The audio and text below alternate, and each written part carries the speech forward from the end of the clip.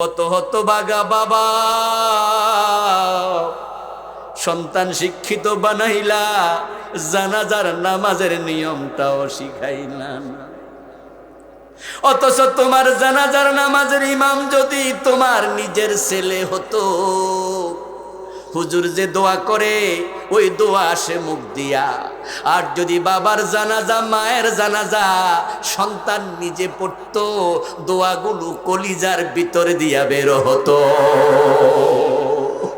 ওই দোয়ার সাথে চোখের পানি মিশে যেত। হয়তো দুনিয়ায় খাটে থাকতেই আল্লাহ তোমারে ক্ষমা করে দিত। কিন্তু হতভাগা জাতি, হতভাগা জাতি, তুমিও পড়াও তোমার ছেলেরে। আল্লাহ পড়াইতে বলছে, পড়তে বলছে একরা। একরা শব্দের অর্থ হলো পড়ো, কিন্তু কি পড়বা? বিস্মি রাব্বিকা, রবের নামে পড়ো। এমন পড়া পড়ো যেই পড়া তোমাকে তোমার রবের সাথে কানেক্টেড করে দিবে। কিন্তু আমরা তো এমন সিলেবাস বানাইছি, ছোট থেকে বড়, ক্লাস 1 থেকে এমএ পাস, দেখে দেখে কোরআনটাও পড়তে পারে না, কারণ তার সিলেবাসে কোরআন নাই। এই জাতির জন্য বড় দুর্ভাগ্য যে বাংলাদেশে এতগুলো লেখাপড়ার ধারা, অথচ একটা মুসলিম দেশ। এখানে জেনারেল শিক্ষিত, মাদ্রাসা শিক্ষিত। জেনারেল শিক্ষার ধারা দুটি, একটি হচ্ছে ইংলিশ মিডিয়াম আর একটা হচ্ছে বাংলা মিডিয়াম। আবার মাদ্রাসার দ্বারা হলো তিনটি, একটা হলো কওমি, একটা আলিয়া, আর একটা শুধু হেফজখানা। খেয়াল করে দেখেন, কওমি যা পড়ে আলিয়াতে তা নাই, আলিয়ায় যা পড়ে কওমিতে তা নাই। দুই জায়গায় যাহা আছে হেফজখানা কোরআনের বাহিরে আর নাই। এখন এক হুজুরের লগে আরেক হুজুরের চিন্তাও মিলে না, লেখাপড়াও মিলে না। ইংলিশ মিডিয়ামে পড়লে বাংলা কথা কইতে জানে, মিডিয়ামে পড়া ইংরেজি ভালো বোঝে না। দেশ হইলো একটা, শিক্ষা হইলো 5টা। আমাদেরকে ক্ষমতায় দাও, ইসলামকে ক্ষমতায় নাও, সব ভেঙে চুরে এক শিক্ষা বানিয়ে দেব।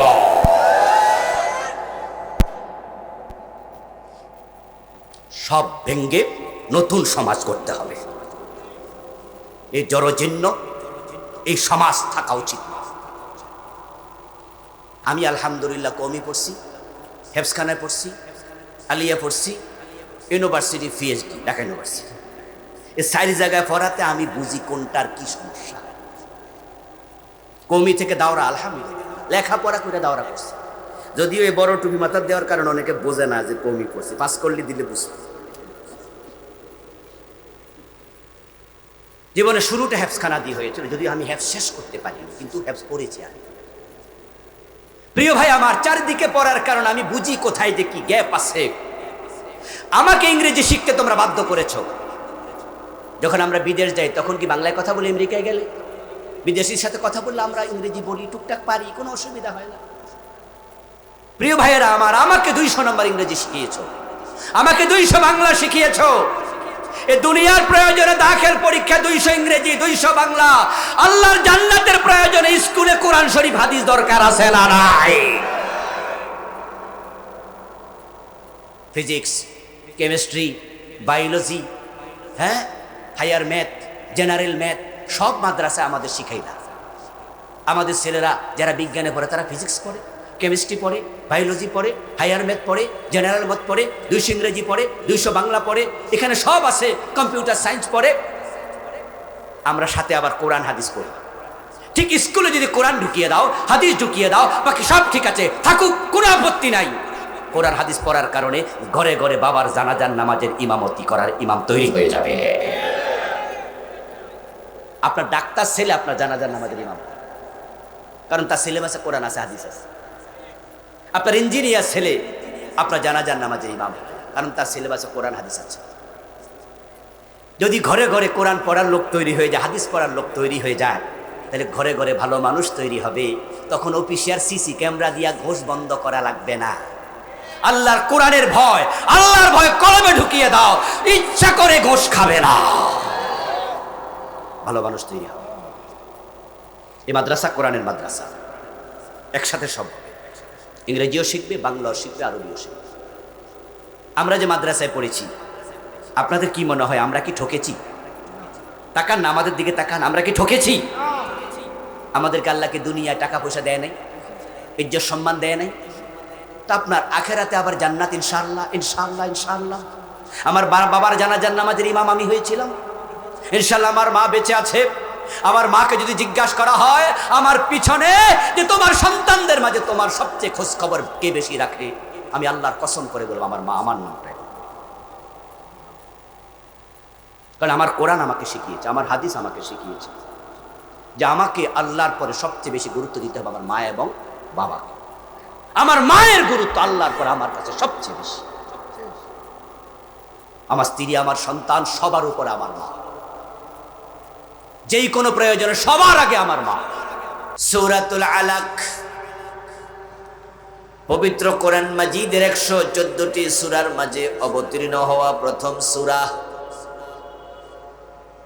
নবীজি সাল্লাল্লাহু আলাইহি ওয়াসাল্লাম গারে হেরায় ধ্যানে মগ্ন।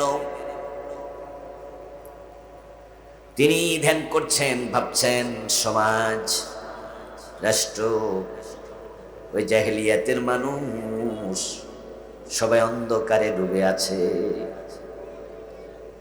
নবীজি দেখেছেন যে আরবের মানুষগুলো তাদের চরিত্র এত খারাপ ছিল, তাদের মাঝে কোনো মনুষ্যত্ব ছিল না,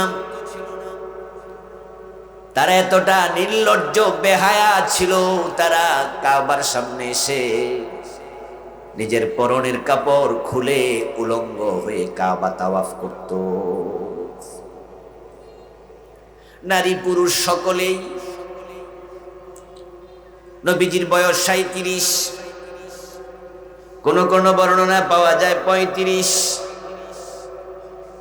মক্কার কাফেররা কাবার দেয়াল ভেঙে গেছে, তাই তারা পুনর্নির্মাণ করবে, নতুন করে বানাবে। এই চিন্তায় একত্রিত হয়ে তারা সিদ্ধান্ত নিল যে যার মতো করে টাকা দেও, চাঁদা দেও, চাঁদা দেও।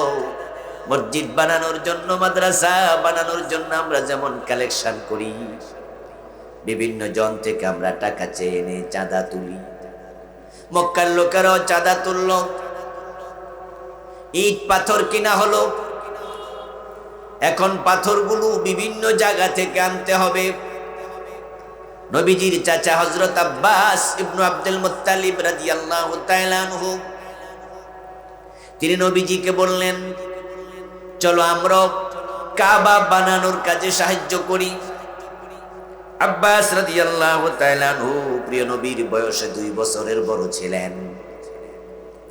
তো নবীজির বয়স যদি 35, আব্বাসের বয়স 37, নবীজির বয়স যদি হয় 37, আব্বাসের বয়স তখন 39। চাচা ভাতিজা মিলে অন্য অন্য মানুষের সাথে কাবার জন্য পাথর এবং ইট কাঁধে বহন করে নিয়ে আসছে। নবীজির সুন্দর মানুষ, কাঁধের মাঝে লাল দাগ পড়ে গেল। চাচা আব্বাস বলতেছে, ভাতিজা, আমি যেমন আমার লুঙ্গিটা খুলে কাঁধে রেখে তার উপরে পাথর রাখছি, তুমিও তোমার লুঙ্গি খুলে কাঁধে রাখো, তার উপর পাথর রাখো, তাহলে তোমার ঘাড়ে ব্যথা পাইবা না, দাগ পড়বে না। সহিহ বুখারীর হাদিস শোনাচ্ছি। আব্বাস রাদিয়াল্লাহু তাআলা আনহু এই কথা বলার পর নবীজি লুঙ্গি খুলতে চাইলেন, এর মাঝে তিনি বেহুশ হয়ে পড়ে গেলেন। দেখেন লক্ষ্য করে, আব্বাসের বয়স 37 অথবা 39। ওই বয়সে তিনি লুঙ্গি খুলে কাঁধে নিয়া কাবার জন্য ইট সংগ্রহ করছে এবং বাতিজারেও কয় তুমিও লুঙ্গি খোলো। তাহলে কি বুঝতে পারলেন? আরবের মানুষগুলো তাদের মাঝে কোনো হায়া লজ্জা ছিল না। তারা ছেলে মেয়ে মা বাবা একসাথে বসে মদ পান করত এবং তারা এতটা হিংস্র দানব ছিল যে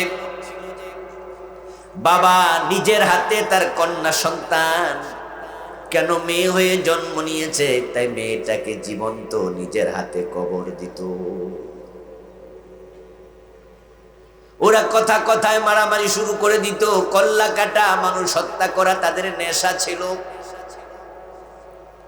3টা ডব্লিউ তাদের জীবনের ওতপ্রোত অংশ, ওয়াইন, ওমেন এন্ড ওয়ার্স, নারীবাজি, জেনা ব্যভিচার, এটা তাদের জীবনের অংশ ছিল। কোন সুন্দরী নারী যদি নিজের বাড়ি থেকে 1-2 মাইল একা একা হেঁটে কারো বাড়ি যেত, কোথাও বেড়াতে যেত, পথিমধ্যে 1-2 বার দর্শিতা হয়ে যেত।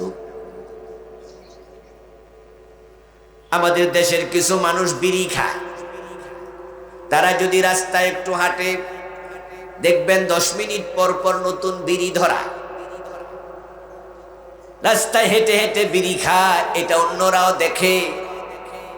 এটা যেমন কেউ মাইন্ড করে না, যে খায় সেও কিছু মনে করে না, আর যে দেখে সেও কিছু মনে করে না।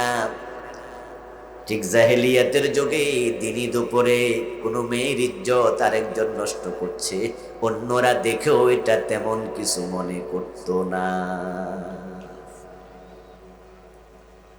এই মানুষগুলো কত জাহেল তা বুঝার জন্য একটা ছোট্ট কাহিনী বলি।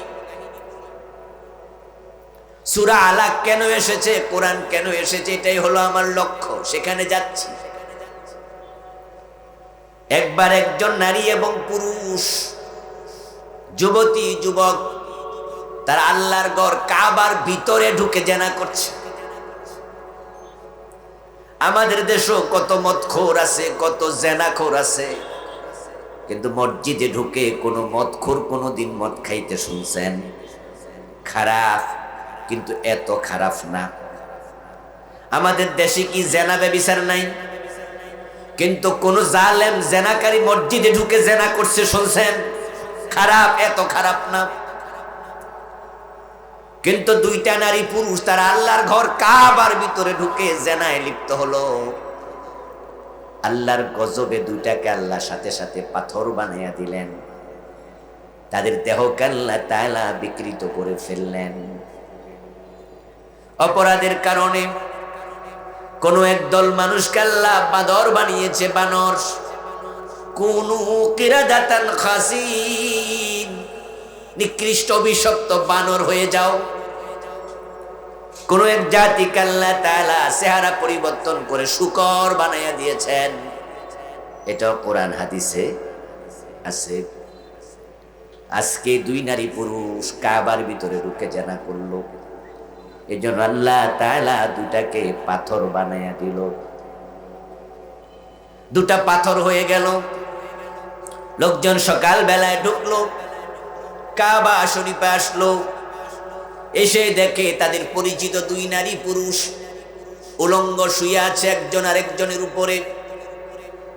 একটাকে দেখে চিনল এটা হলো ইয়াসাফ, আরেকটাকে দেখে চিনল এটা নায়েলা।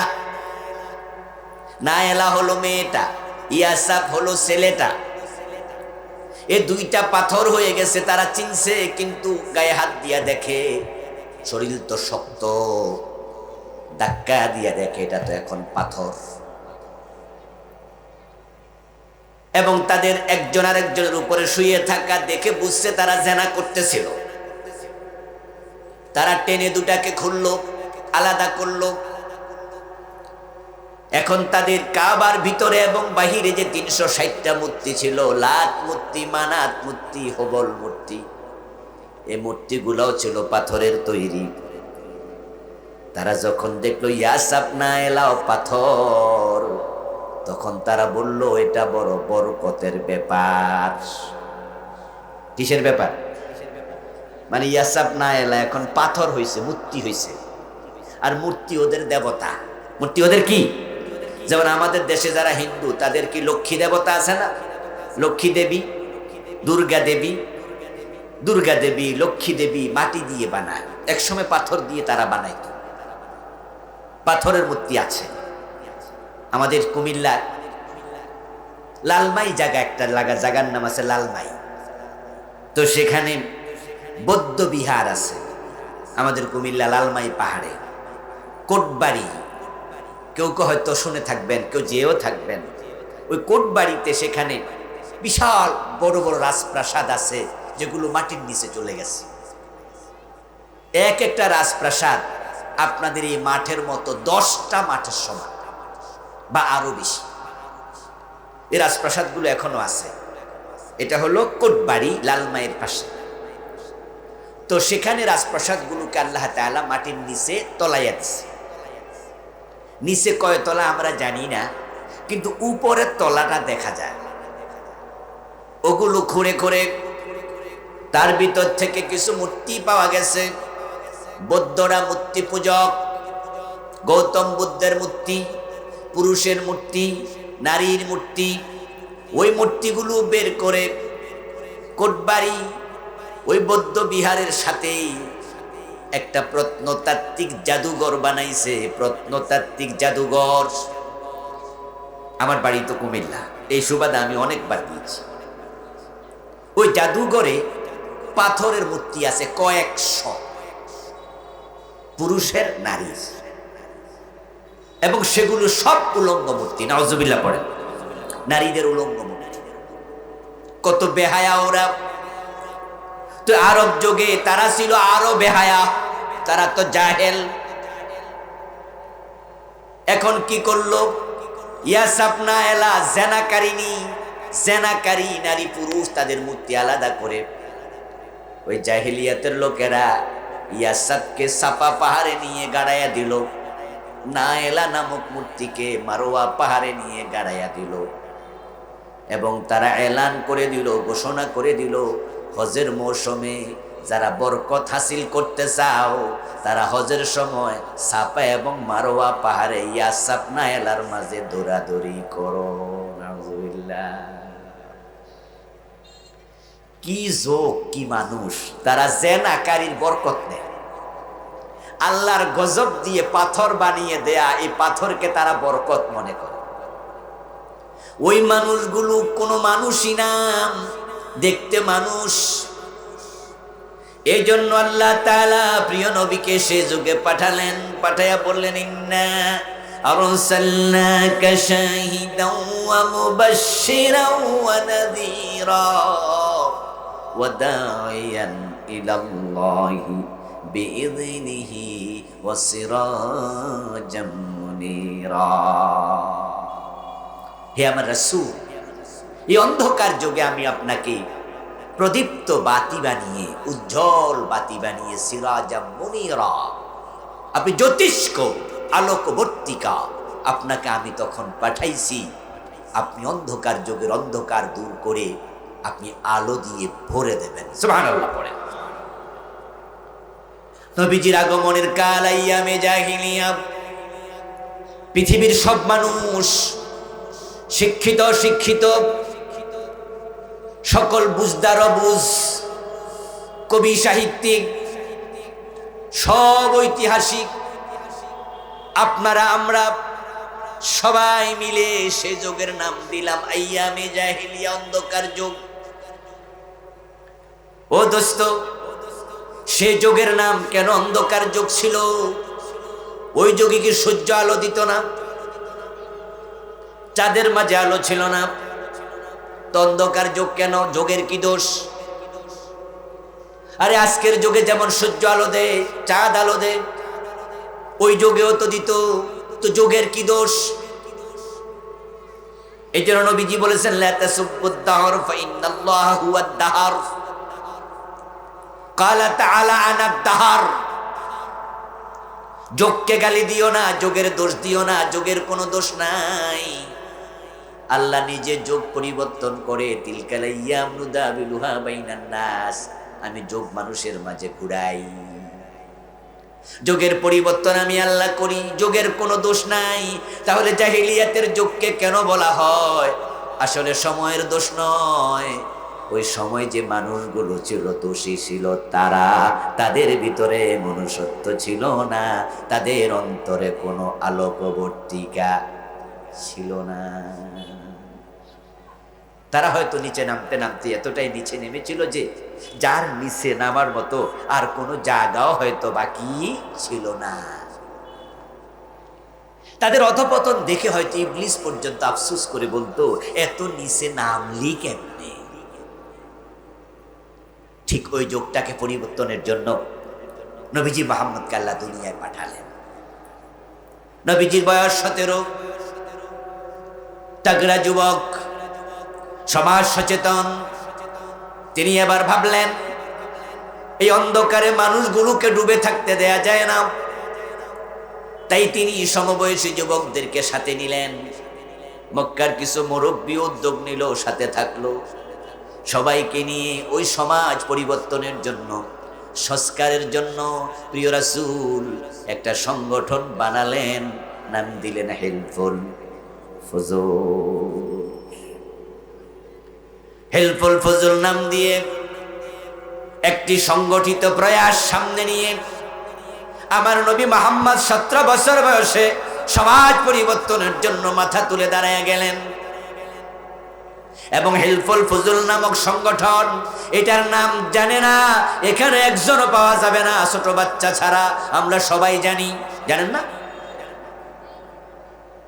নবীজির বয়স কত? কথা বলুন কত? তাহলে আমাদের বয়স যাদের 17 পার হয়ে গেছে, এখনো সমাজ সংস্কারের চিন্তা মাথায় ঢুকেনি। আমার বাংলাদেশের দিকে তাকান, জাহিলিয়াতে যে অন্যায়গুলো ছিল, বাংলাদেশও অনেক অন্যায় এখনো আছে।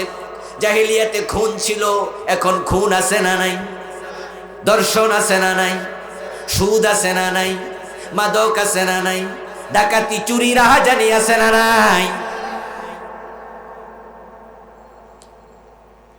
এই যে আমার ভাই শরীফ ওসমান হাদি শহীদ হয়ে গেল, কতটি দিন চলে গেল, এখনো তার খুনিটা গ্রেফতার হয় নাই। জীবনের নিরাপত্তা নাই। দিনে দুপুরে ঢাকার মতো জায়গায় তাকে গুলি করে কেমনে তার খুনি বিদেশ পালায়, এটা আমার বুঝে আসে না। যার মৃত্যুর পর তামাম বাংলাদেশ কেঁপে উঠল। আমাদের পতাকা অর্ধনমিত রাখা হলো, রাষ্ট্রীয় শোক ঘোষণা করা হলো। যার মৃত্যুতে প্রধান উপদেষ্টা পর্যন্ত ভাষণ দিতে বাধ্য হলো, যার জানাজায় লাখ লাখ মানুষ হাজির হলো, ওই লোকের খুনি ধরা পড়ে না, তার জীবনের নিরাপত্তা নাই। তো আপনার আমার কি খবর? আমরা তো আলু পটলের মতো কম দামি। কিভাবে তার খুনিরা গ্রেপ্তার না হয়ে দেশ থেকে পালায়, এটা আমার বুঝে আসে না, আমি এটা বুঝি না। আমাদের মিরপুরে একটা বাসাতে মা এবং মেয়েকে হত্যা করেছে একটা কাজের মেয়ে, এটাকে আপনারা জানেন? ওই মেয়েটা চাকরি নিল মাত্র 3-4 দিন আগে। এই মেয়ে তার মা এবং মেয়েকে হত্যা করলো, ঢুকলো, সিসি ক্যামেরার রেকর্ড দেখে দেখা গেল বোরকা গায়ে, চেহারা দেখা যায় না, নেকাব পরা। যখন সে বের হচ্ছে তখন খুন করা মেয়েটার স্কুল ড্রেস পরেছে, মুখে মাস্ক পরে বের হয়েছে, এবং তার ঠিকানাও জানতো না বাসাওয়ালা লোকেরা। এরপরও মাত্র 2 দিনের ব্যবধানে পুলিশ তার হত্যাকারী মহিলাকে, তার হাজবেন্ডকে গ্রেপ্তার করে। কিন্তু ওসমান হাদির খনি কেন গ্রেপ্তার হবে না? বুঝতে হবে এখানে আন্তরিকতার অভাব আছে, অথবা বড় কেউ কলকাঠি নাড়ছে। ডাল মে কুছ কালা হে, বাসুরের নাম মুখে নিচ্ছে না। হতে পারে তার হত্যাকারীকে গ্রেপ্তার করলেই বড় কোনো নেতার নাম বেরিয়ে আসতে পারে। ওসমান হাদিকে হত্যা করার পরে তার যদি খুনি গ্রেপ্তার না হয়, আমার আপনারে মারলে কে কোথায় যাবে, কে কার খবর রাখবে?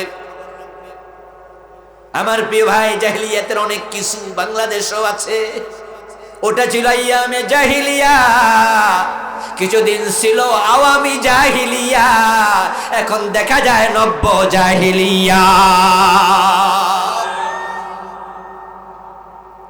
আইয়ামে জাহিলিয়া আর আওয়ামী জাহিলিয়া কাছাকাছি ছিল কিনা? গুণ হয়েছে, ঘুম হয়েছে। আমার ভাই আরমানকে 8 বছর এমন জায়গায় চোখ বেঁধে হাত কড়া পড়াইয়া এমন ভাবে রাখছে যে মোটা ছেলেটা একবারে শুকাইয়া কাঠ হয়ে গেছে। Brigadier general Azmi, brigadier Azmi সেনাবাহিনীর এত বড় কর্মকর্তা, তাকেও গুম করা হলো। কতটি বছর তাকে গুম করে রাখা হলো। ইলিয়াস বিএনপির এত বড় নেতা, শুধু গুম হন নাই, তার লাশও পাওয়া যায় না, হদিস নাই। আমার প্রিয় ভাই, এবার আপনাদেরকে বলতে হবে, জবাব দিন। যদি আইয়ামে জাহিলিয়া পরিবর্তন করার জন্য 17 বছর বয়সে আমাদের প্রিয় নবী সংগঠিত হইয়া হিলফুল ফুজুল বানায়া মাথা তুলে দাঁড়াতে পারে, এই নব্য জাহিলিয়াত পরিবর্তনের জন্য আমাদেরও মাথা তুলে দাঁড়ানো দরকার আছে না নাই? দাঁড়াতে হবে। 17 বছর যাদের পার হয়ে গেল, সময় কিন্তু অনেক পেরিয়ে গেছে। আগে দাঁড়াননি তো কি হয়েছে, এখন দাঁড়াতে হবে। আর যাদের বয়স 17, 18, 19, 20, 25, ও তাগড়া যুবক নওজোয়ান, তোমরা মাথা তুলে দাঁড়ালে অবশ্যই নব্য জাহিলিয়াত পরিবর্তন হবে। এদেশের যুবকেরা পেরেছে তো। জুলাই বিপ্লব তো যুবকরাই করেছে। আমরা মুরব্বীরা তো হতাশ হয়ে গিয়েছিলাম, বরং আমরা তো ভেবেছি ওই মহিলা বেঁচে থাকতে হয়তো চেঞ্জ আর হবে না। আমরা অনেকটা আশাই ছেড়ে দিয়েছিলাম, কিন্তু আবার বৃদ্ধ বনিতা একসাথে মাঠে নেমেছে। শুরু করেছে যুবকেরা। যুবকরা যখন রাস্তায় নেমেছে, ওই ফ্যাসিস্টরা এমন ভাবে পালিয়েছে, দুপুর বেলায় খাবার খেয়ে পালানোর সময় পায় নাই। যুবকরা পারে, যুবকরাই পারবে। নব্য জাহেলিয়া চেঞ্জ করতে হবে, তবে সেটা একা একা কঠিন।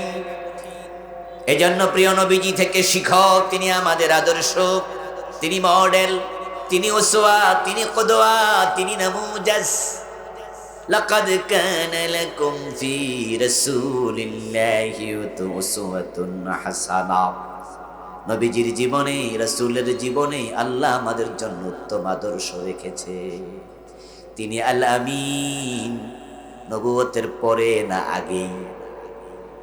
কথা বলে না কেন? তিনি as-সাদিক, নবুয়তের পরে না আগেই?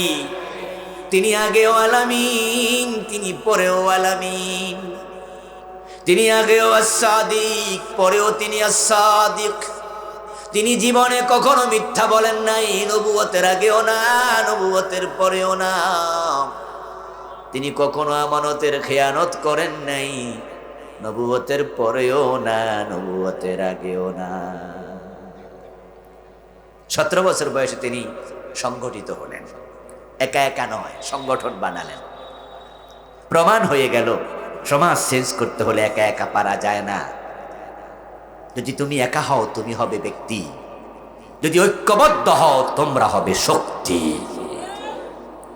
একা হলে ব্যক্তি, ঐক্যের নাম শক্তি। ওয়াতাসিমু বিহাবিলিল্লাহি জামিআন ওয়া লা তাফাররাকু। আল্লাহ তাআলা বলেন, ও মুমিনেরা, ঐক্যবদ্ধ হয়ে তোমরা আমি আল্লাহর রশি কোরআনকে ধারণ করো। কোরআনকে ধরা, ইসলামকে ধরা, ঐক্যবদ্ধ হয়ে, এটাই নিয়ম। বিচ্ছিন্ন থাকার অনুমতি মুসলমানের জন্য নাই, কিন্তু আপনি বিচ্ছিন্ন। এদেশে দিন কায়েমের জন্য কিছু ইসলামী দল আছে না? হ্যাঁ না, কথা বলতে হবে তো, আছে। তা আপনি কেন একটাতে ঢুকলেন না? আপনি কেন আলাদা? একা থাকার অধিকার আপনাকে ইসলাম দেয়নি তো। নবীজি সাল্লাল্লাহু আলাইহি সাল্লাম বলেছেন, যদি তোমরা 3 জন মরুভূমিতে থাকো, সেখানেও একজনকে নেতা বানাইয়া 3 জন ঐক্যবদ্ধ থাকো। قال رسول الله صلى الله عليه وسلم انا امركم بخمس والله امرني بهن الجماعه والسمع والطاعه والهجره والجهاد في سبيل الله। আমি নবী মুহাম্মদ তোমাদেরকে এমন 5টি আদেশ করছি, এমন 5টি বিষয় অর্ডার করছি। ওয়াল্লাহু আমারানি বিহিন্না, আল্লাহ নিজে যে আদেশগুলো আমাকে করেছেন এক নাম্বার আল জামা, তোমাদেরকে সংগঠিত থাকতে হবে, বিচ্ছিন্ন থাকার অধিকার তোমাদের নেই। তোমরা ঐক্যবদ্ধ হও, ঐক্যবদ্ধ হয়ে যদি একটা দাবি নিয়ে মাঠে নামো, যেমন যুবকেরা নেমেছিল, সারা বাংলাদেশ থেকে নেমেছিল, 64 জেলা থেকে নেমেছিল, প্রতিটা থানা থেকে মাঠে নেমেছিল, কোটা সংস্কার করো, কোটা সংস্কার করো। যখন গুলি চলেছে তখন বলেছে কোটা আর লাগবে না, পদত্যাগ করো, কোটা তোমার ফিরিয়ে নাও, আমার ভাইকে ফিরিয়ে দাও। সরকার কিন্তু এক পর্যায়ে কোটা সংস্কার করেছিল, বলেছিল যে ঠিক আছে আমরা কোটা সংস্কার করলাম, কিন্তু তখন তো আবু সাইদ শহীদ। তখন বাচ্চারা বলল না, তোমার কোটা তুমি নাও, আমার ভাইকে ফিরিয়ে দাও। দফা এক, দাবি এক, তোমার পদত্যাগ। রাস্তা যখন একসাথে নেমেছে, সবাই মিলে পদত্যাগ শুধু করে নাই, দেশ থেকে পালিয়েছে ইসলামী বিপ্লবের জন্য, কোরআনের জন্য, ইসলামের জন্য, দ্বীন কায়েমের জন্য। রাস্তায় তোমরা নামো, আগামীর বাংলাদেশ কোরআনের বাংলাদেশ হয়ে যাবে।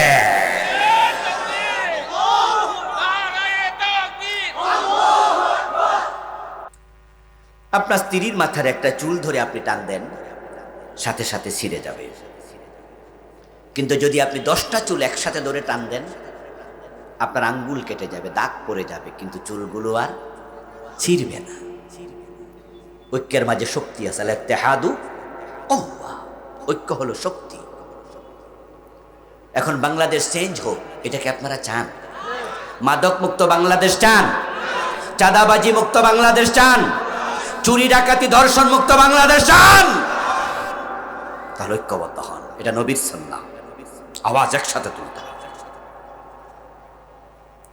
নবীজি সাল্লাল্লাহু আলাইহি ওয়াসাল্লাম দাঁড়ালেন, হিলফুল ফুজুল সাথে আছে, মক্কার যুবকেরা আছে। আল্লাহর হাবিব সাল্লাল্লাহু আলাইহি ওয়াসাল্লাম মানুষকে ডাকতে থাকলেন, বলতে থাকলেন, চুরি করো না, ডাকাতি করো না, মদ খেও না, মেয়েদেরকে জীবিত কবর দিও না। অন্যায়ের বিরুদ্ধে নবীজি বলতে বলতে নবীজির বয়স হয়ে গেল 40। 17 বছর বয়স, এখন বয়স 40, চলে গেল দীর্ঘ 23 বছর। কত বছর? দীর্ঘ 23 বছর নবীজি দাওয়াত দিলেন। 40 বছর বয়স উপনীত হলেন।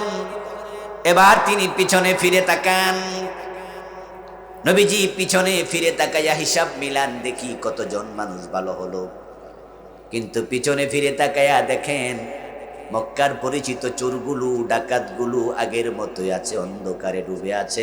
এখনো সমাজের অন্ধকার দূর হয় নাই।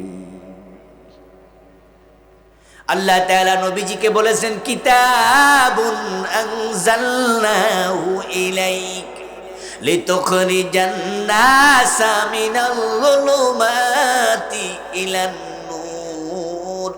ও নবী, পারেন নাই, পারেন নাই। 23 বছর চেষ্টা করেছেন, পারেন নাই।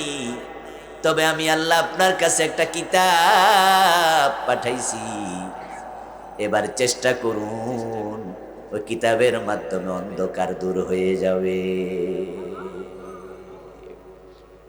কিতাবুন, কিতাব, হাযা কিতাব আনজালনাহু ইলাইকা, আমি আপনার কাছে নাজিল করছি। লিতুখরিজান নাসা মিনাজ যুলুমাতি ইলান নূর, উদ্দেশ্য হলো আপনি মানুষগুলোকে অন্ধকার থেকে আলোর পথ দেখাবেন এই কিতাবের মাধ্যমে। নবীজি সাল্লাল্লাহু আলাইহি ওয়াসাল্লাম 40 বছর বয়স, 23 বছর পরিশ্রমের পর রেজাল্ট যখন পেলেন না, তখন তিনি ঘর থেকে বেরিয়ে গেলেন। গভীর ধ্যানে মগ্ন হলেন, চিন্তার সাগরে ডুবে গেলেন। চিন্তার জন্য, ধ্যানের জন্য নির্জন জায়গা বড় উপযোগী। তাই তিনি চলে গেলেন গারে হেরা, জাবালে নূর পাহাড়ের একবারে চূড়ায় একটা গুহা আছে, ওই গারে হেরাতে আমার রাসূল ধ্যানে বসলেন। চিন্তায় বসলেন যে কি করা যায়। 23 বছর তো চেষ্টা করেছি। আপনাদের কাছে আমার প্রস্তাবনা, বাংলাদেশের আলেম ওলামা বুদ্ধিজীবীরও ধ্যানে বসা দরকার। কারণ আমরাও তো 54 বছরের বাংলাদেশে দেখেছি তাবলিগের কাজ হয়েছে, কিন্তু মসজিদে মুসল্লি তো বাড়ে নাই, ফজরের টাইমে তো খালি। তাবলিগ তো বলেছে নামাজ পড়ো নামাজ পড়ো, তো ফজরে মুসল্লি কোথায়? পীর সাহেবরা বলেছে জিকির করো, নামাজ পড়ো, রোজা রাখো, সুদ খেও না, ঘুষ খেও না। আমাদের সে বড় বড় আলেমরা সুদের বিরুদ্ধে ওয়াজ করতে করতে তারা মরে গেছে। আপনারা বলুন তো, সুদ কি মারা গেছে না আরো জোয়ান হয়েছে? ওয়াজ তো হলো 54 বছরের বাংলাদেশে, সুদ তো বন্ধ হলো না। তাবলিগের দাওয়াত তো হলো, ফজরে মুসল্লি তো বাড়লো না। মাহফিল তো আমরা করলাম, শীতকালে 6 মাস মাহফিল হবে, হাজার হাজার মাহফিল, কিন্তু ঘোষ অফিসে ঘোষ আগের চেয়ে কমেছে না রেট দিন দিন বাড়তেছে? 3.5 লাখ মসজিদে খুতবা হলো জুমায়, কিন্তু অন্যায় তো কমলো না, দুর্নীতি তো কমলো না, চাঁদাবাজি কমলো না, ধর্ষণ কমলো না, খুন কমলো না। 54 বছরে তো তাবলিগের দাওয়াত হলো, পীর সাহেবদের তালিম হলো, বক্তাদের মাহফিল হলো, খতিবদের খুতবা হলো। এখন 54 বছরে পরিবর্তন যখন হয় না, সব আলেম ওলামা পীর বুজুর্গ তাবলিগের ভাইরা নবী মুহাম্মদের মতো নতুন করে ধ্যান করা, গবেষণা করা, চিন্তায় বসা দরকার আছে না নাই? চিন্তা করতে হবে যে কেন চেঞ্জ হয় না, কারণটা কি? কারণটা কি? আচ্ছা, ডাক্তারের কাছে আমরা যখন যাই জ্বর নিয়া, ডাক্তার যখন আমাদেরকে ঔষধ লিখে দেয় যে আপনি 3 বেলা নাফা খাবেন, আপনি 3 বেলা H+ খাবেন, প্যারাসিটামল খাবেন, এবং বলে দেয় যে 3 দিন পরে আবার যোগাযোগ করেন। হ্যাঁ না বলুন তো, বলে কি না? বলে যে 3 দিন পরে যদি গেলে দেখে যে জ্বর কমে নাই, আবার নাফা দেয় না একটু চেঞ্জ। এবার বলে যে এবার মনে হয় হচ্ছে না, মনে হয় ওষুধটা একটু চেঞ্জ করি। এবার অ্যান্টিবায়োটিকের দিকে যেতে পারে, তবে একটু টেস্ট করতেও দেয়, দেখি জ্বরটা আবার ডেঙ্গু কিনা, ম্যালেরিয়া কিনা, ঠিক কিনা? ঠিক কিনা? একটু ব্লাড টেস্ট করে নিয়ে আসেন তো। কাফ কফ যদি থাকে একটু কফের পরীক্ষা করেন তো, কোন কারণে গেল না। এখন যদি আবার ওষুধ দেয়, 3 দিন 4 দিন পরে জ্বর কমে না, আবার যদি যান তাহলে ভিন্ন পরীক্ষা হবে, নতুন ওষুধ হবে। এটাই তো নিয়ম। 54 বছরে যে ট্যাবলেটে কাম হইল না, যে ওয়াজে কাম হয় না, এখন ওষুধ পরিবর্তন দরকার আছে না নাই? 54 বছরে ওষুধে কাম হইল না। এবার বলুন তো, যে 3 দিন পরে যাওয়ার পরও বেডা আবার নাফাই দিছে, 7 দিন পরে যাওয়ার পরে আবার নাফা দিছে, এটা কি বালা ডাক্তার না হাতুরে ডাক্তার? এবার নাফা ডাক্তারের কপালে মার। 54 বছর কাজ হয় না, একই কাজ কেন চালাইবা? ভালো দায়ী তুমি না, ভালো বক্তা তুমি না, ভালো খতিব তুমি না, ভালো তাবলীগ তুমি হতে পারো না। নবীজি ধ্যান করলো, চিন্তায় পড়লো, তুমি কেন চিন্তা করো না? নবীজি চিন্তায় বসলেন, ধ্যানে বসলেন গারে হেরায়। আল্লাহ তাআলা জিবরিল আমিনকে পাঠালেন। জিবরিল আমিন আসলেন, প্রিয় নবীকে 3 বার বুকের সাথে জড়াইয়া ধরলেন। আল্লাহ তো মহান, আল্লাহ তার বান্দাকে ফিজিক্যালি এভাবে বুকের সাথে জড়াইয়া ধরে না। এবং আল্লাহ তাআলা পৃথিবীতে তিনি এভাবে নেমে আসেন না, তার হুকুম নাজিল হয়, তার কুদরত নাজিল হয়। কারণ আল্লাহ তো এত বড় যে আল্লাহর সামনে এই পৃথিবী খুবই ক্ষুদ্র। তো পৃথিবীতে তিনি আসবেন কেমনে, নামবেন কেমনে? আল্লাহু লা ইলাহা ইল্লা হুয়াল হাইয়ুল কাইয়্যুম লা তাখুযুহু সিনাতুন ওয়ালা নাওম। হ্যাঁ, সেখানে আপনি এই আয়াতের তাফসীর পড়বেন, তাফসীর ইবনে কাসির সহ কুরতুবী, তাবারিতে দেখবেন যে সেখানে আরশ কুরসির আলোচনা আছে।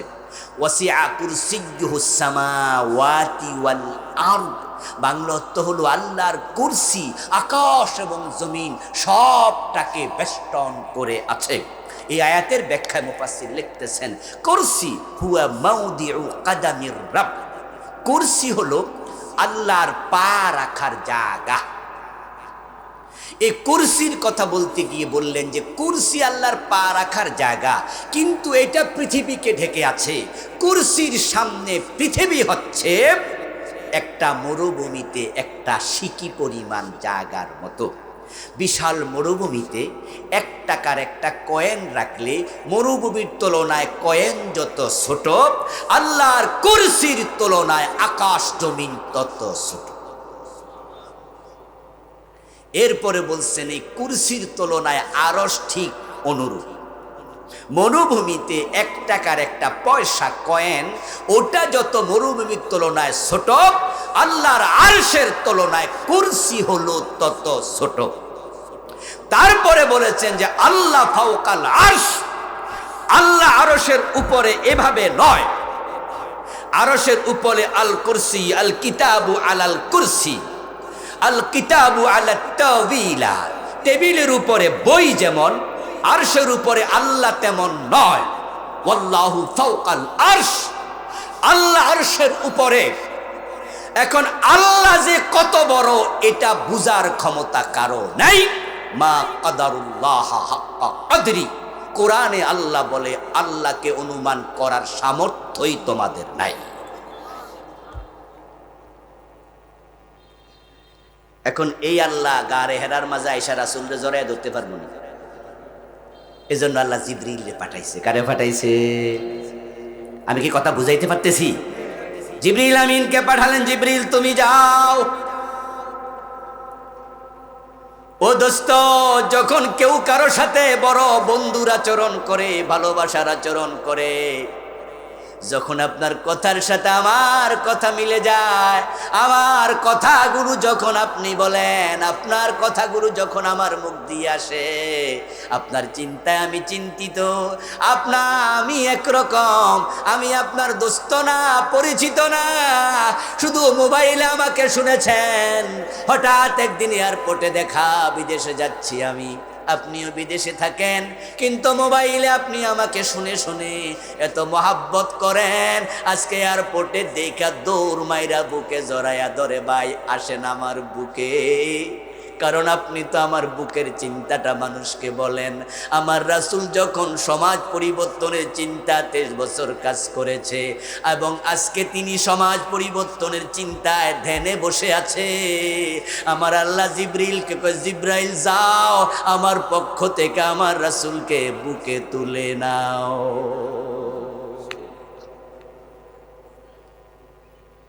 জিবরিল এসে প্রিয় নবীকে বুকের সাথে জড়াইয়া ধরলেন। তবে সেদিন জড়িয়ে ধরাটা শুধু মহাব্বতে জড়িয়ে ধরা নয়, এখানে ভিন্ন কিছু স্পেশালিটি আছে। জিবরিল আমিন এসেছেন শুধুমাত্র বুকে জড়িয়ে ধরার জন্য নয়, তিনি এসেছেন আল্লাহর কোরআন নিয়ে। সুবহানাল্লাহ পড়েন। তবে কোরআন দেওয়ার আগে বুকে জড়িয়ে ধরছে, কারণ যে বুকে কোরআন নাজিল হবে, সে বুকটাকে প্রস্তুত করতে হবে, কোরআনের উপযোগী করে প্রস্তুত করা দরকার।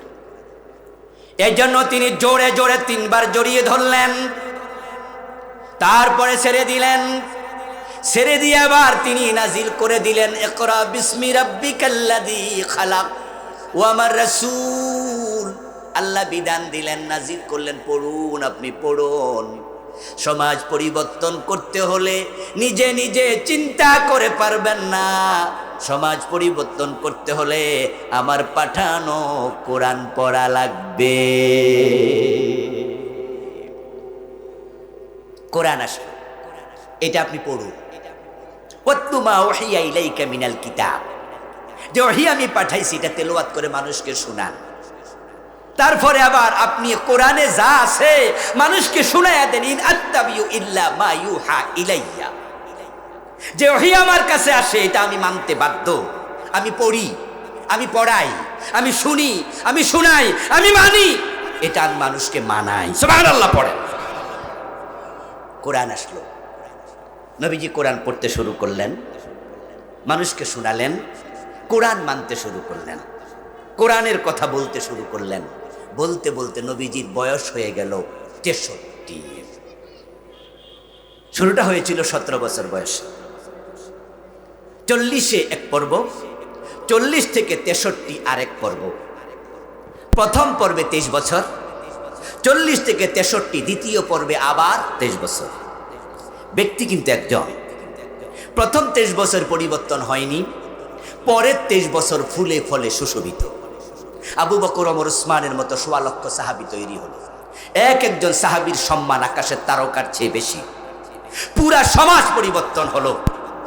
নবীজি ইন্তেকালের আগে ঘোষণা করলেন, খায়রুল কুরুনি কারনি, তোমরা যে যুগের নাম দিয়েছ আইয়ামে জাহিলিয়া, আমি সে নাম চেঞ্জ করে দিলাম, পরিবর্তন করলাম। এখন আমার যুগের নাম হচ্ছে খায়রুল কুরুন, পৃথিবীর সর্বশ্রেষ্ঠ যুগ। এখন সমাজ পরিবর্তিত, হানাহানি নাই, মারামারি নাই, কিলাকিলি নাই। যে বাবা তার মেয়েটাকে জবে করে দিত, মেয়েটাকে মাটিতে কবর দিয়ে দিত, এখন বাবা নিজের মেয়েটাকে বড় ভালোবাসে। যে মাকে, যে নারীকে মানুষ সম্মান দিত না, আমার রাসূল এসে শিখাইছে ওই নারীর পায়ের তলে পুরুষ তোমাদের জান্নাত খুঁজে বেড়াও, তোমার জান্নাত তোমার মায়ের পায়ের নিচে। যে মানুষ মারামারি হানাহানি করত, ওই মানুষ এখন নিজে পানি পান করে না। যুদ্ধের মাঠে পানি নিজে না পান করে অন্য ভাইকে পানি পান করতে দিয়ে নিজে শহীদ হয়ে যায়। নিজের ঘরের সব খাবার এখন গরিবকে খাওয়াইয়া দেয়, নিজে না খাইয়া রাত উপোস কাটায়। অন্যের খাবার কেড়ে নেয় না, নিজের খাবার বিলিয়ে দেয়। এত সুন্দর সমাজ এসেছে, এখন আর অশান্তি নাই, মারামারি নাই, কিলাকিলি নাই, অনিরাপত্তা নাই। অর্ধ দুনিয়ার সম্রাট ওমর গাছতলায় একা একা ঘুমায়, বডিগার্ডের প্রয়োজন আর নাই। বিশাল চেঞ্জ, বিশাল পরিবর্তন। আপনাদের কাছে আমার জিজ্ঞাসা, জবাব যারা জানেন সবাই দয়া করে জবাব দেন। প্রথম 23 বছর পরিবর্তন হলো না, দাওয়াত দিলেন যিনি। পরের 23 বছরে ফুলে ফলে সুশোভিত পরিবর্তন, দাওয়াত দিলেন তিনি। এই পরিবর্তনের পিছনে কোনো কারণ আছে না নাই? জবাবটা আরো জোরে চাই। কারণ আছে না নাই? কারণ হলো কোরআন, ইকরা। কারণ হলো পড়ো তোমার রবের নামে কিতাব।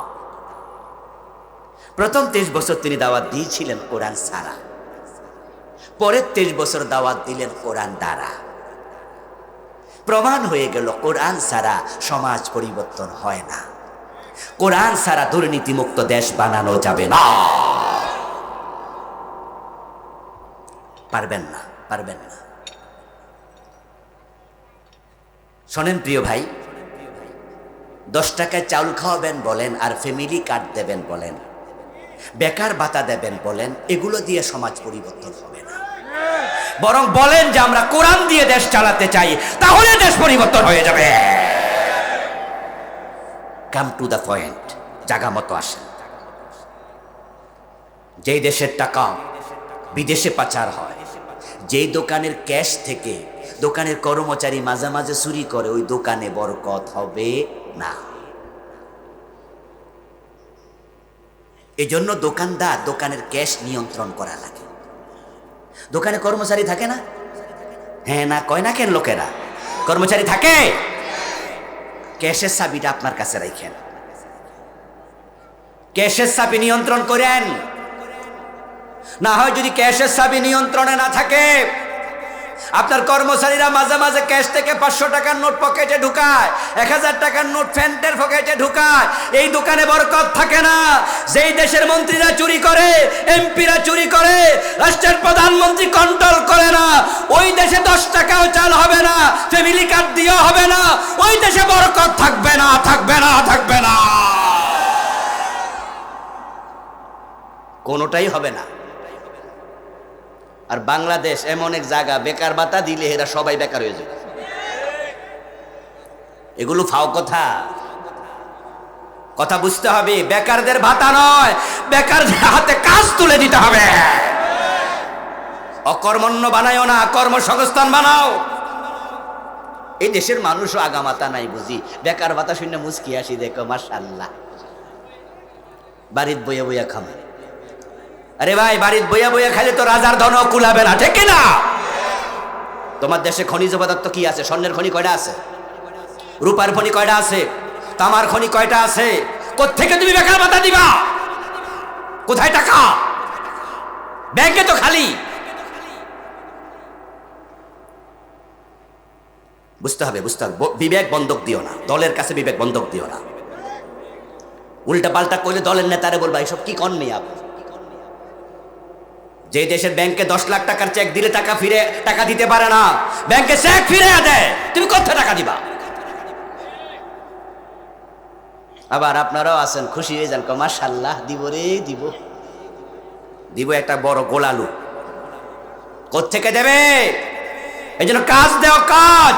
আমরা কাজ করে খেতে চাই, বেকার ভাতা চাই না, ঠিক না? বেকার ভাতার ভিক্ষা এক জিনিস। ভিক্ষা করলে মাইন্ড করবা তো, তাই অন্য শব্দ দিয়া কইতাছে। দোস্ত বলেছি, দোকানে যদি কর্মচারীরা চুরি করে বরকত থাকে না। এই দেশটাকে চেঞ্জ করতে হলে যারা নেতা হবে, মূল নেতা, তারা শক্ত হওয়া লাগবে। চুরি করলে হাত কাটা শুরু হোক, মন্ত্রী চুরি করলে মন্ত্রীর হাত কেটে দেওয়া হবে। ঠেলার নাম সোজা হয়ে যাবে, সোজা। ইসলাম আসলো, কোরআন এসে গেল, সমাজ পরিবর্তন হওয়া শুরু। আমার রাসূলেরও সময় লেগেছে 23 বছর। কোরআন আসলো যেদিন ইকরা, তখন থেকে নবীজির ইন্তেকাল 22 বছর 6 মাস, প্রায় 23 বছর। আমার রাসূলেরও লাগলো। আমরাও বাংলাদেশে যদি আস্তে আস্তে শুরু করি, শুরু হলে শেষ হবে, কিন্তু শুরুটা তো করা লাগবে।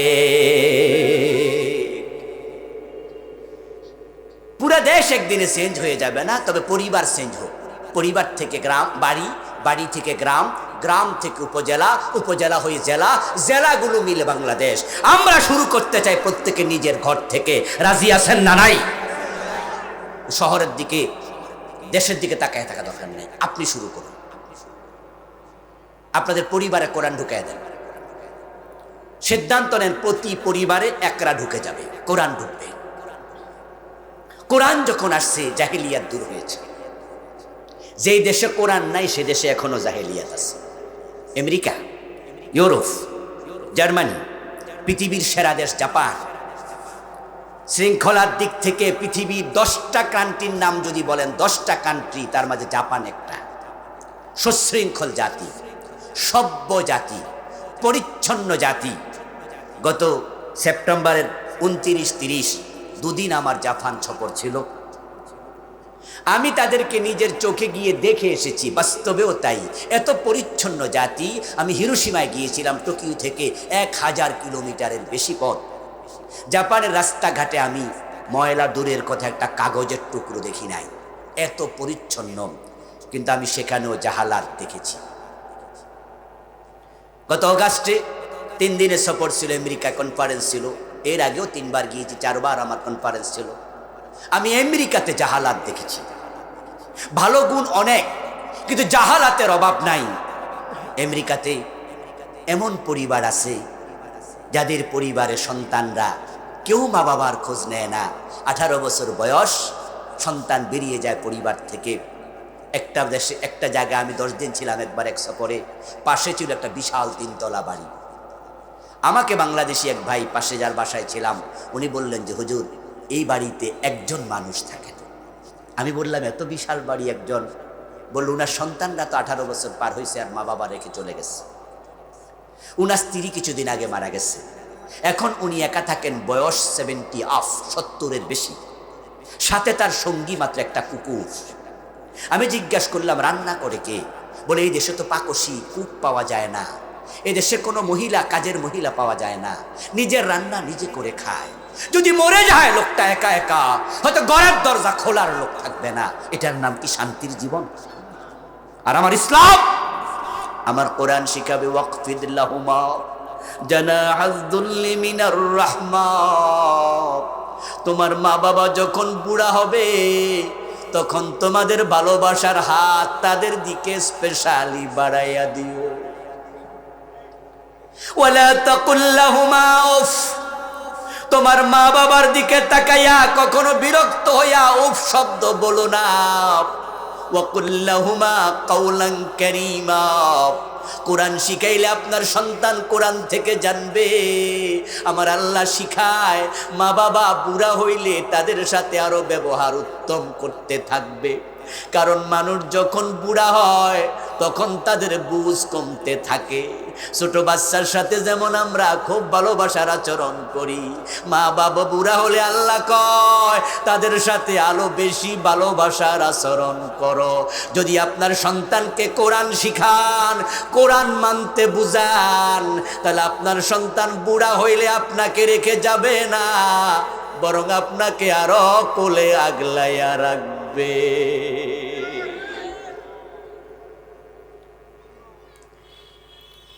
আপনার সন্তানকে কোরআন শিখাইয়া দেন, আপনার সন্তান অমানুষ হবে না।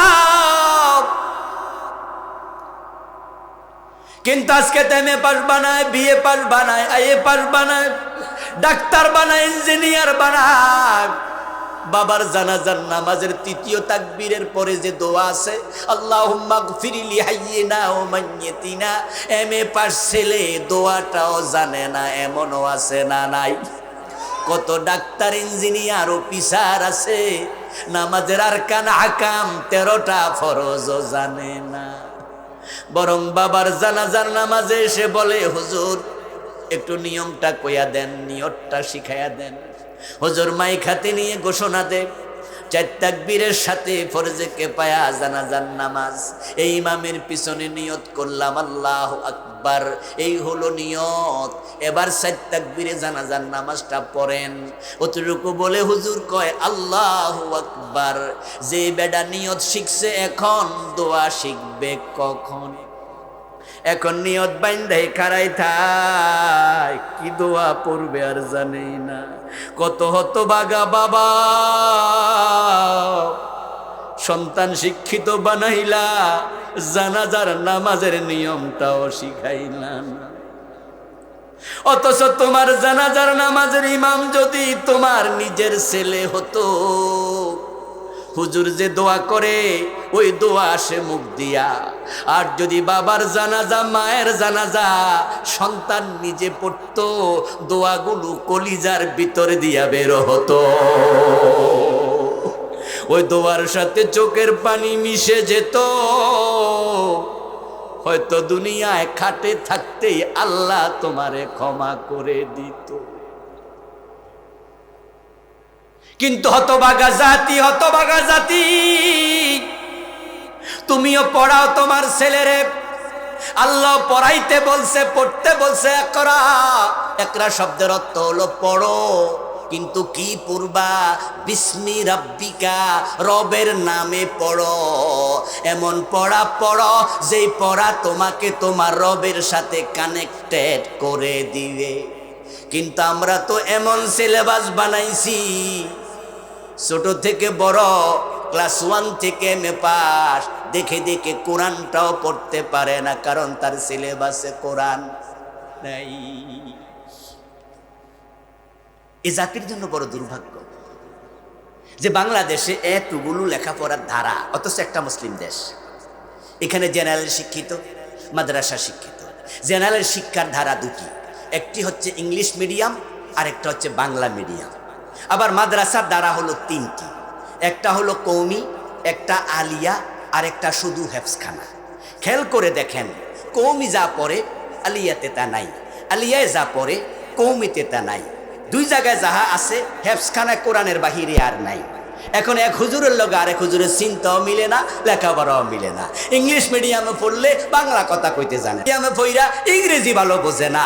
দেশ হইলো একটা, শিক্ষা হইলো 5টা। আমাদেরকে ক্ষমতায় দাও, ইসলামকে ক্ষমতায় নাও, সব ভেঙে চুরে এক শিক্ষা বানিয়ে দেব।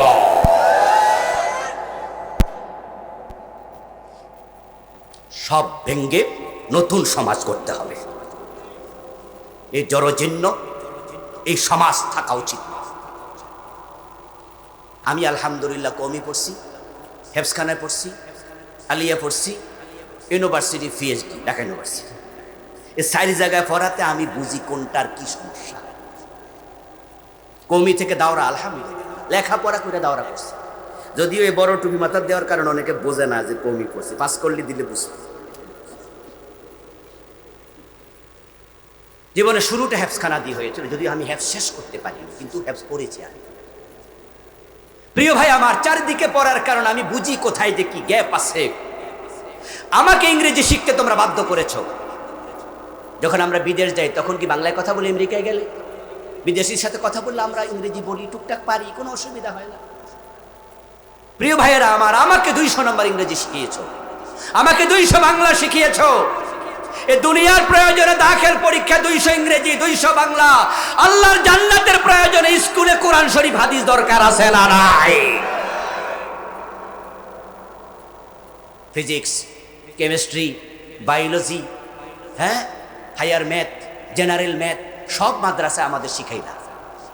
আমাদের ছেলেরা যারা বিজ্ঞানে পড়ে তারা ফিজিক্স পড়ে, কেমিস্ট্রি পড়ে, বায়োলজি পড়ে, হায়ার ম্যাথ পড়ে, জেনারেল ম্যাথ পড়ে, 200 ইংরেজি পড়ে, 200 বাংলা পড়ে, এখানে সব আছে, কম্পিউটার সায়েন্স পড়ে। আমরা সাথে আবার কোরআন হাদিস পড়ি। ঠিক স্কুলে যদি কোরআন ঢুকিয়ে দাও, হাদিস ঢুকিয়ে দাও, বাকি সব ঠিক আছে, থাকুক, কোনো আপত্তি নাই। কোরআন হাদিস পড়ার কারণে ঘরে ঘরে বাবার জানাজার নামাজের ইমামতি করার ইমাম তৈরি হয়ে যাবে। আপনার ডাক্তার ছেলে আপনার জানাজার নামাজের ইমাম, কারণ তার সিলেবাসে কোরআন আছে, হাদিস আছে। আপনার ইঞ্জিনিয়ার ছেলে আপনার জানাজার নামাজের ইমাম, কারণ তার সিলেবাসে কোরআন হাদিস আছে। যদি ঘরে ঘরে কোরআন পড়ার লোক তৈরি হয়ে যায়, হাদিস পড়ার লোক তৈরি হয়ে যায়, তাহলে ঘরে ঘরে ভালো মানুষ তৈরি হবে। তখন অফিসিয়াল সিসি ক্যামেরা দিয়া ঘোষ বন্ধ করা লাগবে না। আল্লাহর কোরআনের ভয়, আল্লাহর ভয় কলমে ঢুকিয়ে দাও, ইচ্ছা করে ঘোষ খাবে না, ভালো মানুষ তৈরি হবে। এই মাদ্রাসা কোরআনের মাদ্রাসা, একসাথে সব হবে। ইংরেজিও শিখবে, বাংলাও শিখবে, আরবিও শিখবে। আমরা যে মাদ্রাসায় পড়েছি, আপনাদের কি মনে হয় আমরা কি ঠকেছি? তাকান না আমাদের দিকে, তাকান, আমরা কি ঠকেছি? আমাদেরকে আল্লাহকে দুনিয়ায় টাকা পয়সা দেয় নাই, ইজ্জত সম্মান দেয় নাই, তা আপনার আখেরাতে আবার জান্নাত ইনশাআল্লাহ, ইনশাআল্লাহ, ইনশাআল্লাহ। আমার বাবার জানাজার নামাজের ইমাম আমি হয়েছিলাম, ইনশাআল্লাহ আমার মা বেঁচে আছে। আমার মাকে যদি জিজ্ঞাসা করা হয় আমার পিছনে যে তোমার সন্তানদের মাঝে তোমার সবচেয়ে খোঁজ খবর কে বেশি রাখে, আমি আল্লাহর কসম করে বলবো আমার মা, আমার নামটাই। কারণ আমার কোরআন আমাকে শিখিয়েছে, আমার হাদিস আমাকে শিখিয়েছে যে আমাকে আল্লাহর পরে সবচেয়ে বেশি গুরুত্ব দিতে হবে আমার মা এবং বাবাকে। আমার মায়ের গুরুত্ব আল্লাহর পরে আমার কাছে সবচেয়ে বেশি। আমার স্ত্রী, আমার সন্তান, সবার উপরে আমার মা। যেই কোনো প্রয়োজনে সবার আগে আমার মা, আমার বাবা। আমার বাবা নেই, চলে গেছেন তিনি। প্রিয় ভাই আমার, দুনিয়ায় ঠকাবে না আল্লাহ, আখিরাতেও ঠকাবে না। এই জন্য করেছিলেন, if you teach your children 3 hours and you leave 4th hour, you will be get 5th hour, that is rascality. তোমার সন্তানকে তুমি 3টা আর শিখাবে, রিডিং, রাইটিং অ্যান্ড অ্যারিথমেটিক, কিন্তু 4 নাম্বার আর রিলিজিয়ন, ধর্ম, তুমি এটা শিখালে না। লেখা শিখালে, পড়া শিখালে, বিজ্ঞান, ভূগোল, অঙ্ক শিখালে, কিন্তু কোরআন শিখালে না, হাদিস শিখালে না, তোমার ধর্মীয় কিতাব শিখালে না। অপেক্ষা করো, লবণহীন তরকারি যেমন, ধর্মহীন জীবন তেমন। জুতা চুরি করে, ইঞ্জিনিয়ার কয়জনে চুরি করে, MA পাস কয়জনে চুরি করে। মসজিদে জুতা চোররা কারা? তারা অধিকাংশ মূর্খ, অথবা 4 পাস, অথবা 5 পাস, অথবা মেট্রিক পাস। যারা গাছে নারকেল চুরি করে, MA পাস, BA পাস পাবেন না। এতীয় ছিসকে চোর যারা, তারা সব মূর্খ। আর 1000 কোটি টাকা যারা দেশের টাকা কলম দিয়ে চুরি করে, সেখানে মূর্খ কয়জন?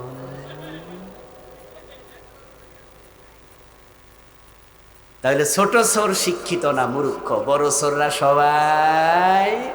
এই জন্য স্টেনলে হাল বলেছিল, কোরআন হাদিস না শিখাইয়া, ধর্ম না শিখাইয়া, লেখাপড়া শিখাইও না, এ বড় বদমাইশ হবে। কথা ভুল বলেছে না ঠিক বলেছে? ভারতের সাবেক প্রেসিডেন্ট APJ আব্দুল কালাম, নাম শুনেছেন? তিনি পরমাণু বিজ্ঞানী। APJ আব্দুল কালাম অনেক ভালো ভালো কথাও তিনি বলেছেন, যদিও তার সকল কথার সাথে আমি একমত নই। তিনি প্র্যাকটিসিং মুসলিমও না। তার একটি কথা ভালো লাগলো, আজকে দেখলাম একটি উদ্ধৃতি তার। উনি বলেছেন যে 100 টাকা চুরি করলে আমরা তাকে গাছের সাথে বেঁধে ফিটাই, আর যারা 100 কোটি টাকা চুরি করে ওদেরকে স্যার বলে সালাম দেয়। এই হলো আমাদের চরিত্র, যে 100 টাকা চুরি করে, 1000 টাকা চুরি করে, হেরে আমরা মাইর দেই। আর যারা 100 কোটি ইল্লাল্লাহ লা ইলাহা ইল্লাল্লাহ লা ইলাহা ইল্লাল্লাহ মুহাম্মাদুর রাসূলুল্লাহ। আমার ভাইয়েরা, একবার G8 একটা সম্মেলন হলো, G8 ব্যবসায়ীদের সম্মেলন। পৃথিবী বড় বড় অর্থনৈতিক দেশ যেগুলো, এদেরকে নিয়ে 8টি দেশ, গ্রেটেস্ট 8, G8। এই গ্রেটেস্ট 8 নামক একটি আন্তর্জাতিক সংস্থা আছে, যে সংস্থার মেম্বার হলো আমেরিকা, জাপান সহ পৃথিবীর বড় বড় অর্থনৈতিক ম্যাগনেট 8টা দেশ। এজন্য ওই সংস্থার নাম G8, গ্রেটেস্ট 8। তো গ্রেটেস্ট 8-এর যে সম্মেলন, এক বছর 8 দেশের এক দেশে হয়। একবার সেই সম্মেলনটা হবে জাপানে, টোকিওতে। তো টোকিওতে যখন সম্মেলন হবে, তখন আমেরিকার প্রেসিডেন্ট ছিলেন বিল ক্লিনটন। এখন জাপানের প্রধানমন্ত্রী, সম্ভবত তার নাম ছিল ডক্টর মোরিও, এই জাতীয় কিছু, তিনি পিএইচডি হোল্ডার ছিলেন। নামটা আমি একটু কনফিউজ। ডক্টর মোরিও, যতটুকু আমার মনে পড়ে, তিনি ফর্মাল ইনভাইটেশন করতে 7 দেশ সফর করবেন, উনার দেশ সহ 8। তো ডক্টর মোরিও শুরু করলেন আমেরিকা দিয়ে। এখন ডক্টর মোরিও ইংরেজি জানে না, জাপান ইংরেজি শিখে না। তারা বলে আমার দেশের ভাষা না কইয়া আমি আমেরিকা কমু কেন? আমেরিকা কোন হেডের ভাষা শিখতে হবে? কোন দরকার আমার? Damn care. আপনারা দেখবেন যে চায়না থেকে বাংলাদেশে যে মালামাল আসে, ওই চায়নার প্যাকেটে কি ইংরেজি লেখা থাকে? পাবেনই না। জার্মানি থেকে আসবে বাংলাদেশি মাল, জার্মানি অক্ষর, চায়নাতে চায়না অক্ষর, জাপানে জাপানের অক্ষর। ওরা ইংরেজিতে 2 টাকা দামও দেয় না। ওই আমরা তো 190 বছর গোলামি করছি, এই জন্য এখনো গোলামির ভাবটা একটু রয়ে গেছে। ইংরেজি পাইলে কো মাশাআল্লাহ, আমার প্রতি ইংরেজি কয়। তো ডক্টর মরিও গেলেন। এখন যাওয়ার সময় দোভাষী নিলেন, ইংরেজি বলতে পারে, জাপানিও বোঝে, ইংরেজিও বোঝে, একজনকে সাথে নিলেন।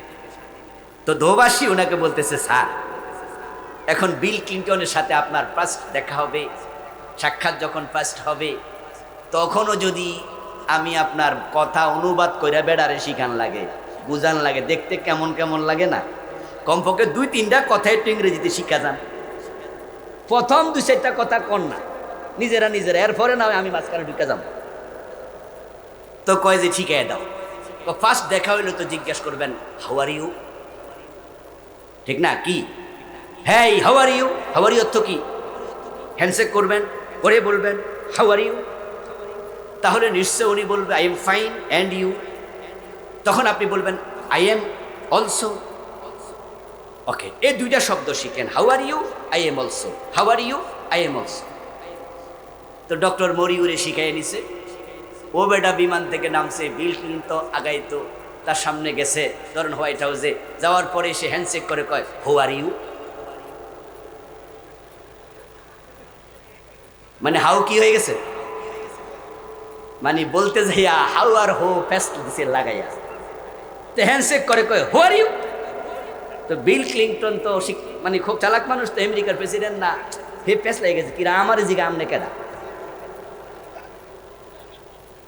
তো তিনি চালাকি করে বললেন যে I am husband of Hillary. এখন উনি কয় আই এম অলসো। এখন দোভাষী তো পড়ছে ফেঁসে, কি কইলাম আর কইলো কি, লাগাইছিনি ফেঁস, এবারও হিলারির হাজব্যান্ড, হে কয় আমি।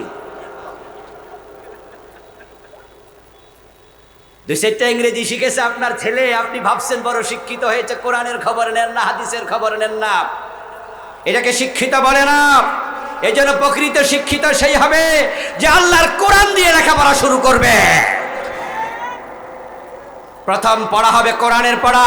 রাজি আছেন না নাই?